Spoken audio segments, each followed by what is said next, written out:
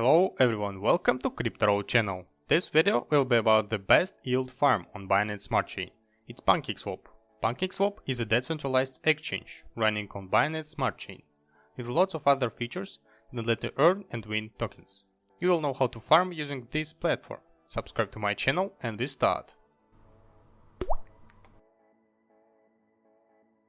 First you need to install a Trust Wallet, then go to the app. Choose PancakeSwap here. Click here and choose Smart Chain. Click on Connect and choose Trust Wallet. Now send tokens which you need for the farm on your wallet. For example, I want to choose a Cake BNB pair. For this, I need an equal amount of Cake in USD and BNB in USD. That will be the same for other pairs. When you choose a pair, you should look at APR. Click here for detailed information. Also, you should choose tokens which you are confident about. And don't forget about impermanent loss. I choose the Cake BNB pair, so I can buy tokens on Binance and send it on the Trust Wallet.